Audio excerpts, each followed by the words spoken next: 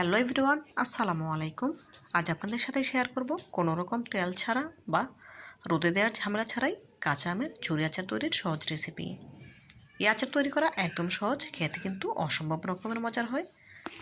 তো বন্ধুরা, কথা না বাড়িয়ে চলুন আচার তৈরির মূল প্রস্তুত প্রণালীতে যাওয়া যাক।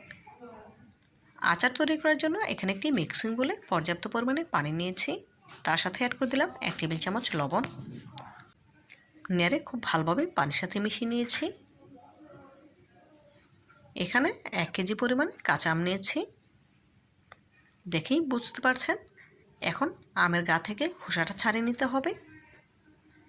আমি বটির সাহায্যে খোসা ছাড়িয়ে নিচ্ছি, চাইলে আপনারা পিলারের সাহায্যেও কাজটি করে নিতে পারেন, কোনো অসুবিধা নেই। খুব ভালোভাবে পরিষ্কার করে খোসা ছাড়িয়ে নিয়েছি। এখন কেটে নেওয়ার পালা। আমের ঝুরি আচার তৈরি করার জন্য প্রথমে আমটাকে এক সাইড থেকে পাতলা পাতলা করে কেটে নেব। দেখে বুঝতে পারছেন আমি কাজটি কীভাবে করে নিয়েছি। এখন পাতলা পাতলা স্লাইস করে কেটে নিচ্ছি। এই আচারটি তৈরি করার জন্য অবশ্যই বটির ব্যবহার করবেন, এতে করে খুব সুন্দরভাবে কেটে নিতে পারবেন। কোনোভাবেই গ্রেটারের সাহায্যে গ্রেট করতে যাবেন না, তখন আর আচারটা পারফেক্টভাবে তৈরি করতে পারবেন না। দেখুন এক এক করে সবগুলো আমের কুচি করে নিয়েছি। কুচি করা আমগুলো লবণ পানিতে দিয়ে খুব ভালোভাবে নেড়ে চেড়ে কচলি ধুয়ে নিচ্ছি। ধুয়ে নেওয়া হয়ে গেলে স্ট্রেনারে তুলে পানিটা ছেঁকে নিতে হবে। পানিটা খুব ভালোভাবে ছেঁকে নিয়ে মিক্সিং বলে তুলে নিয়েছি। এখন এর সাথে অ্যাড করে দেব মেজারমেন্ট কাপে 1 কাপ চিনি। 1 কেজি আমের জন্য 1 কাপ চিনি পারফেক্ট, এর থেকে বেশি চিনি দিতে যাবেন না, এতে করে আচারটা শক্ত হয়ে যাবে, তখন আর খেতে ভালো লাগবে না। খুব ভালোভাবে নেড়ে আমের সাথে চিনিটা মিশিয়ে নিচ্ছি। এখানে কোনো রকম পানি অ্যাড করা যাবে না। কিছুক্ষণ এভাবে নাড়াচাড়া করতে থাকলেই দেখা যাবে আমের গা থেকে পানি ছাড়া শুরু করেছে। এখন ঢাকা দিয়ে ঢেকে রেস্টে রেখে দেব 1 ঘন্টার জন্য। এই 1 ঘন্টায় আমটা অনেকটাই নরম হয়ে আসবে। ঢাকা দিয়ে দিলাম, ফিরছি 1 ঘন্টা পর। 1 ঘন্টা পর ফিরে এলাম।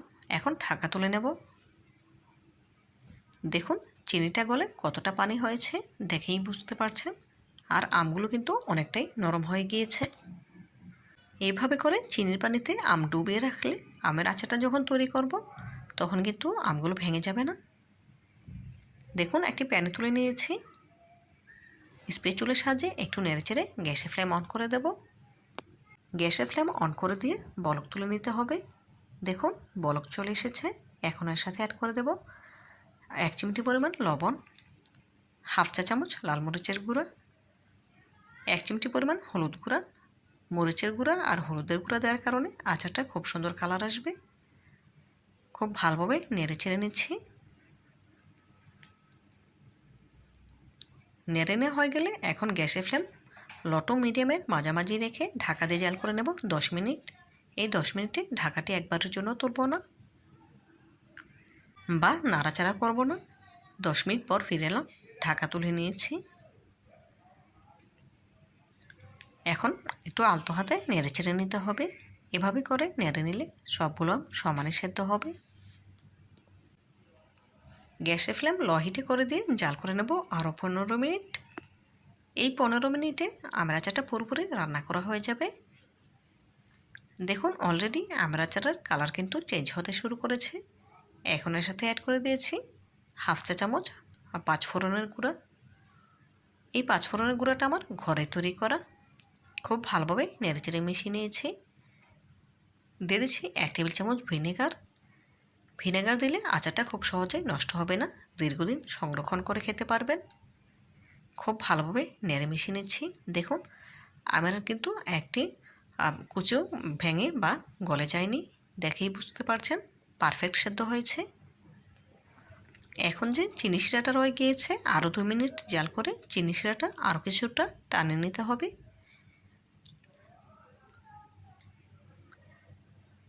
দেখুন এই পর্যায়ে চিনি শিরাটা কিন্তু পুরোপুরি টেনে নিয়েছে।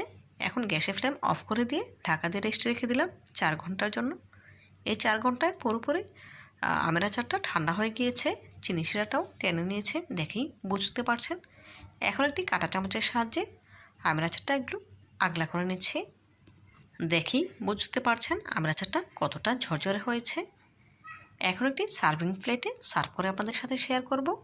সার্ভিং প্লেটে সার্ভ করে নিয়েছি। মাশাআল্লাহ, আমের আচারের কালারটা দেখুন, দেখতে কতটা সুন্দর এবং লোভনীয় লাগছে, কতটা ঝরঝরে হয়েছে দেখেই বুঝতে পারছেন। তো বন্ধুরা, আমার রেসিপিটি যদি আপনাদের একটু হলেও ভালো লেগে থাকে প্লিজ লাইক, কমেন্ট এবং শেয়ার করবেন। আর আমার চ্যানেলটি সাবস্ক্রাইব করে পাশে থাকতে একদম ভুলবেন না।